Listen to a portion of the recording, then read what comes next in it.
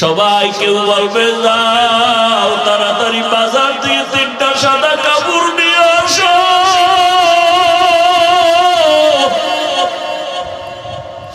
কাউকে বলবে তাড়াতাড়ি বাড়ির পিছনে বান বাগানে কবর খনন কর।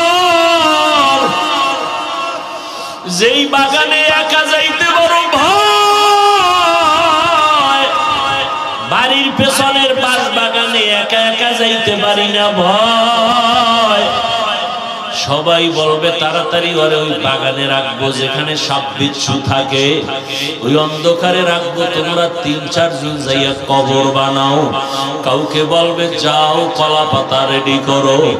আমার ডানে অনেক আপন, বামে কেউ নাই। সবাই যখন আমারে গোসল করাইয়া সাদা কাফনে প্যাকেট বানাইয়া ঘোষণা করবে মসজিদে মুখে নাই সকালে জানাজা আসো।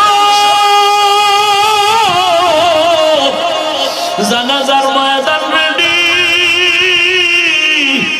মসজিদের খাটিয়াটা আমার ঘরের কিনারায় হাজির। ওরে জানাজা পড়াইয়া এরপরে খাটিয়া নিয়ে কবরের কিনারায় নিয়ে রাখবে। 2 জন মানুষ কবরের মধ্যে লাফ দিয়া পড়বে। এরপরে কোমরে মাজায় গামছা বাইদা এরপরে আমারে নামাইবে।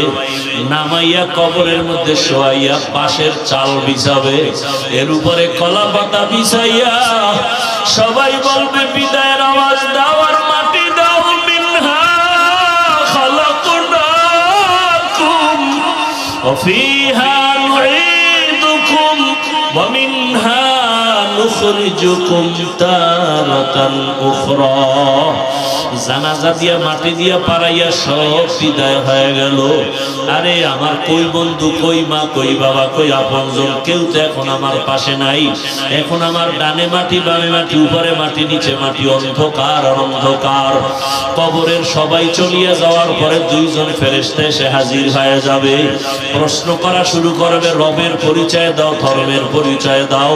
আর আমি তো জীবনে দুনিয়াতে রবের সাথে সম্পর্ক করি না, ইসলাম চিনি না, নামাজ পড়ি নাই। সাথে সাথে জবাব দিতে না পারলেই তো আযাব শুরু হয়ে যাবে। নবীজি বলেন আল্লাহ রাগ করি একটা আওয়াজ দিয়া বলবে ফেরেশতাই নাফরমানের আর কোনো সুযোগ দেওয়া হবে না। এই নাফরমান আমার দেওয়া পানি, আমার দেওয়া বাতাস, আমার দেওয়া সূর্যের আলো, চাঁদের আলো, জমিনের ফসল, নদীর মাছ খাইয়া আমি আল্লাহর হুকুম মানে নাই, নামাজ পড়ে নাই, রোজা রাখে নাই, পর্দা করে নাই। এত বড় নিমক হারাম নিজেও পর্দা করতো না, অন্য করলে তাও পছন্দ করে নাই, নিজেও টুপি পরে নাই।